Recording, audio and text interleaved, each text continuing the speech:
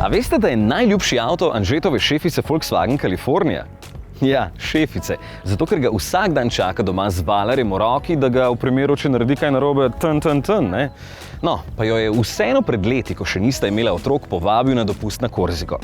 Očitno se je vse dobro končalo, ker sta oba prišla nazaj, kmalu so bili trije, šla pa sta s pomanjšano Kalifornijo. Caddy Tramper se je takrat imenovala ta popotniška različica Caddyja, danes pa je pri tem novem lahko to Kalifornija. No, ni čisto tista klasična Kalifornija, ampak za dva popotnika je lahko tole krasen avtodom, kadar pač potrebujete takšnega. Pa še en primer poznam, ker imata kolega Caddyja prejšnje generacije in sta tako navdušena, da že zdaj premišljujeta o tem novem. Ne o Golfu, Ferrariju ali pa Berlingu, ki je dejansko tekmec tega Caddyja. Ne, točno o tem. In razloga, da vam je všeč, je res veliko. Mislim, kako jih ne bi bilo, če pa je star toliko kot naš Matej, kar pomeni, da ima potem tudi ogromno izkušenj, tako kot jih ima Matej. Ampak če je Matej še vedno v prvi obliki z več gubicami, jih ima tam manj, ker je Caddy zamenjal že 3 generacije, tale pa je 4. Še vedno je na voljo v potniški in tovorni izdaji, kako zelo prostoren je, lahko vam pokažemo naslednjič pri tovorni različici, danes pa druge zanimivosti. Če ste že kdaj videli Golf 1 pick-up? No, tudi to je bil Caddy in ne Golf. Od leta 1982 so jih prodajali tudi v Evropi, predtem v ZDA pod imenom Rabbit Pickup, izdelovali pa so jih tudi v Sarajevu. In to do leta 1992, v Afriki celo do leta 2007. Dolgo obdobje.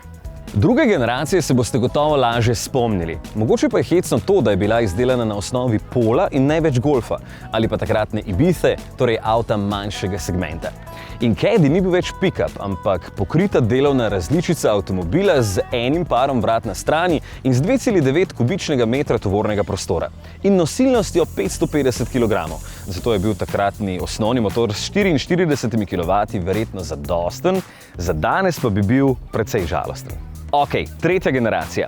Na voljo od leta 2003, tudi prvi Caddy, ki je bil na voljo kot tovorna in potniška različica.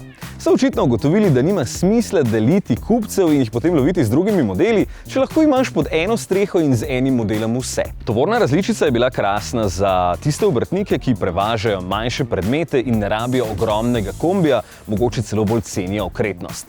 Za prevoz lestev in daljših predmetov je bil na voljo tudi Caddy Maxi, no, potniški Life pa je s steklenimi površinami bil kot pravi avto z ogromno prostora. In tako kot Tramper iz uvoda z enostavnim podiranjem sedežev tudi pravi bivalnik za dva.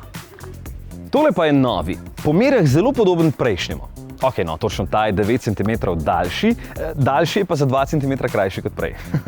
Torej je tudi ta zdaj lahko daljši ali krajši, potniški ali tovorni in ravno ta raznolikost je kriva za veliko uspešnost. Novi pa še fajn zgleda, sploh zadaj mi je všeč, znotraj pa tudi ni nujno več tako zelo plastičen, kot je bil prejšnji, ampak je z boljšo opremo, zelo prijeten in s tem je zaslon moderen. In takole za volanom se sploh ne zdi velik ali okoren. Da s sabo vozim celo gajbo prostora, pa vidim šele, ko pogledamo v vzvratno ogledalo.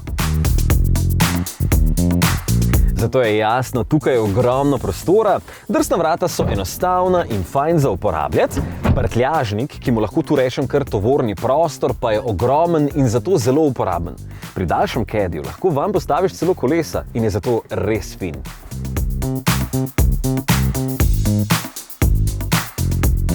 Celo pri nas je registriranih skoraj 10 000 Caddyjev in do konca leta naj bi bilo še 700 takšnih novih. Vem, vas zanima najbolj cena, ne?